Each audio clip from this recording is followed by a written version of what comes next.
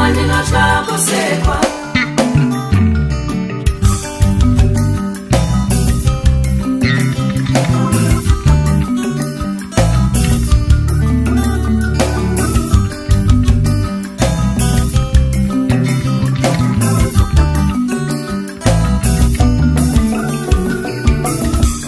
Simuka mwanasikana, simuka upenye, aiwa simuka ubwinye. Simuka mwanasikana, iwe simuka utaure, aiwa simuka ungwigwe. Usachizidzirwa nezizi, hadzizi nyangai mazheve. Pakuti murume chaiye haasi mudzvanyiriri, ndiye mudziviriri. Ona vamwe vakati watinti mupfazi watinti mpokoto iwe. Warova mkazi warova noko iwe.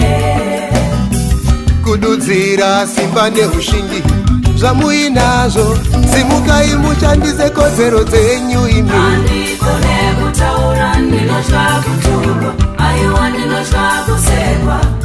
Usatye kusekwa mwanasikana. Ndatadza nekutaura ini ndatya kurohwa, aiwa ndatya kushorwa. Usatye kushorwa machewe. Handikone kutaura ndinotya kutukwa, aiwa ndinotya kusekwa. Hapana anoseka mwanasikana. Ndatadza nekutaura ini ndatya kurohwa, aiwa ndatya kushorwa. Yawe, we, we, we, we, mambo. Yawe, Yabone. Yawe, we, we, we, we, mambo.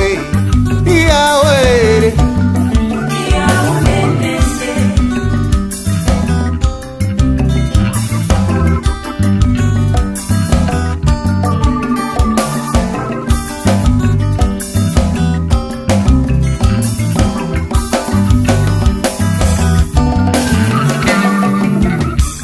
ona riripo konyera funya chisero, mupfungwa dzedu vakomana. Ona mbama sandirudo, chipakera husi hubamba kukundikana. Chinonzi munurume kuriritira, kuronga nekupa rudo, kusimudzira. Nekuti mwanasikana anoda muchengeti, anoda mukurudziri. Inga vamwe vakati you raise a woman, you raise a nation, zvichireva kuti Wasimudza mukadzi, wasimudza nyika iwe. yahoye hoye hoye hoye madzimambo we. Yahoye, let's all respect and love our women. Handikone kutaura ndinotya kutukwa, aiwa ndinotya kusekwa. Usatye kusekwa mwanasikana. Ndatadza nekutaura ini ndatya kurohwa, aiwa ndatya kushorwa. Usatye kushorwa machewe. Handikone kutaura ndinotya kutukwa, aiwa ndinotya kusekwa. Hapana anoseka mwanasikana. Ndatadza nekutaura ini ndatya kurohwa, aiwa ndatya kushorwa. Yawe,